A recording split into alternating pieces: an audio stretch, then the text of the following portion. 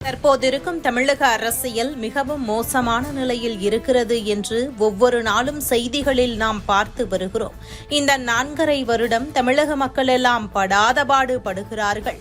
தற்போது திமுக ஆட்சி எப்படி இருக்கிறது என்று பொதுவாக மக்கள் கருத்து கேட்கும்போது பெரியவர் ஒருவர் சொன்ன வார்த்தை சற்று தமிழக மக்கள் அனைவரையும் யோசிக்க வைத்திருக்கிறது. சாணை பிடிக்கும் பெரியவரிடம் தற்போது திமுக அரசியல் எப்படி இருக்கிறது என கேட்டவுடனே ஆட்சியா இது என்ன ஆட்சி நடக்குது? பணக்காரன் எல்லாம் பணக்காரனாவே இருக்கிறான், நாங்க எல்லாம் ஏழையாகவே இருந்துகிட்டு இருக்கிறோம், ஒன்னும் சரியில்லை, சொல்றதுக்கு வார்த்தையே இல்ல, எங்களுக்கு இந்த ஆட்சி மாற்றம் வேணும் என மிகவும் வேதனையுடன் சொன்னார். தற்போது இந்த பெரியவர் பேசிய வார்த்தை திமுக தலையில் இடியை இறக்கி இருக்கிறது. இதுதான் இந்த 4.5 வருட திமுக ஆட்சியின் மக்களின் மனநிலை என்று எடுத்து கூறுகிறது. இந்த வீடியோ தற்போது படு வைரலாக சமூக வலைதளங்களில் பரவி வருகிறது. திமுக ஆட்சி ஒன்றும் சரியில்லையா? ஏன் அப்படி சொல்றீங்க? ஆமாய்யா, எதுக்கும் பணம் விஷயத்துல எந்த விஷயத்துலயும் ஏடிஎம் ஆட்சி இருக்கும்போது எல்லாமே நல்லா நடமாடிட்டு இருந்தது. இப்போ எதுவுமே கிடையாது ஐயா. திமுக ஆட்சியில இது நல்லதெல்லாம் இருக்கு, எதுவுமே நல்லது கிடையாது ஐயா. எங்க போனாலும் வேலை வாய்ப்பு இல்லை, பணம் நடமாட்டம் இல்லை, எதுவுமே இல்லை. நம்ம மாதிரி தொழிலாளிகளுக்கு எதுவுமே கிடையாது ஐயா. ஏன் நல்லா தானே பண்ணிட்டு வந்திருக்காங்க? ஒன்றும் கிடையாது ஐயா. எது நல்லது பண்றாரு? சொன்ன அறிக்கையில 90% முடிச்சு எந்த அறிக்கை பண்ணியா அவர் எந்த நல்லது பண்ணியிருக்காரு நீ காட்டுங்க ஐயா. எதுவும் நல்லது பண்ணல. அவங்க வீட்டு வரைக்கும் அவங்க வரைக்கும் அவங்க பாக்குறாங்க. விலைவாசி எல்லாம் கம்மி பண்ணிருக்கேன். எங்க வந்து விலைவாசி கம்மி ஆயிருக்குதுக்கு காட்டுங்க. விலைவாசி ஏறிதான் இருக்குது. இன்னைக்கு விலைவாசி கம்மி ஆகல. நம்ம மாதிரி தொழிலாளிகளுக்கு வேலை இல்லை. தொழில் முன்னோட்டத்துல வெளிநாட்டுக்கு பாரின்லாம் போயிட்டு வெளிநாட்டுக்கு தொழில் நம்ம பாரின் போற அளவுக்கு சக்தி இல்லை.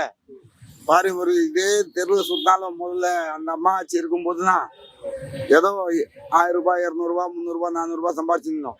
இனி 300 ரூபாய் 400 ரூபாய் சம்பாதிக்க வழி இல்லை. அந்த மாதிரி இருக்கு. எல்லாமே கத்தி கபடா எல்லாம் ரெடி ஆகிட்டு வருது. எல்லாம் ஹோட்டல் சாப்பாடு வருது. நமக்கு வேலை வாய்ப்பு இல்லை ஐயா. சட்ட ஒழுங்கு நல்லா சிறப்பாக பண்ணிக்கிட்டு இருக்கேன். அதெல்லாம் கிடையாது. சட்ட ஒழுங்கு என்ன சிறப்பா இருக்குது? ஒன்றும் சிறப்பு கிடையாது. நம்ம மாதிரி ஏழைப்பட்டவங்க பார்த்தா தான் இந்த சட்ட வாய்ப்பு நல்லா இருக்கும். அவங்க ஏழைப்பட்டவங்க அப்படிதான் ரோட்ல தான் கிடக்குறோம், ரோட்ல தான் படுக்கிறோம். நம்ம கண்ணு என்ன செஞ்சிருக்காரு அவரு? சந்தோஷமா தான் இருக்காருன்னு எந்த ஒரு சந்தோஷம் கிடையாது.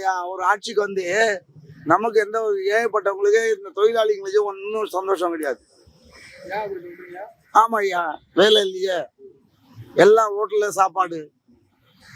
எவன் வந்து ஒரு கத்தி 2 கத்தி பிடிக்கிறாங்க. யாருன்னா ஹோட்டல்ல 1-2 கத்தி பிடிச்சா அந்த சாப்பாடு செலவு சரியா போயிடுது. வீட்டுக்கு அண்ணி கொடுக்குற மாதிரி இல்லை. ஏதோ வந்து 5-6 நாள் ஆச்சு. வீட்டுக்கு போக மெட்ராஸ்லயே இந்த மாதிரி பிளாட்பாரத்தை தூங்குறோம். ஆமா ஐயா, அப்படி ஏன் சொல்றேன்னா இதுதான் சொல்றேன்னா, முதல் ஆட்சி இருக்கும்போது 1000 ரூபாய் 200 ரூபாய் 300 ரூபாய் 400 ரூபாய் சம்பாதிச்சு வீட்டுக்கு போவோம். இன்னைக்கு 4 நாளைக்கு ஒரு வாட்டி 5 நாளைக்கு ஒரு வாட்டி கூட வீட்டுக்கு போறதுக்கு வழி கிடையாது. ஏடிஎம் வந்தா நல்லா இருக்கும் ஐயா.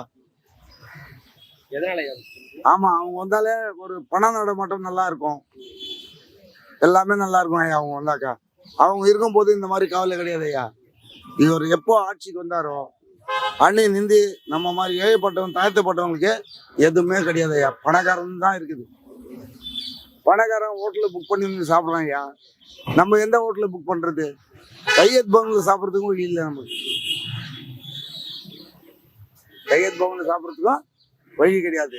ஏதோ இந்த ஹோட்டல் இங்கிட்டலிங்க இந்த கடைங்கிடுங்க ஒரு 4 கத்தி 5 கத்தி சாணம் பிடிச்சாக்கா அந்த 50 ரூபா சாப்பாடு 40 ரூபா சாப்பாடு சாப்பிட்டு தான் படுக்கிறோம்.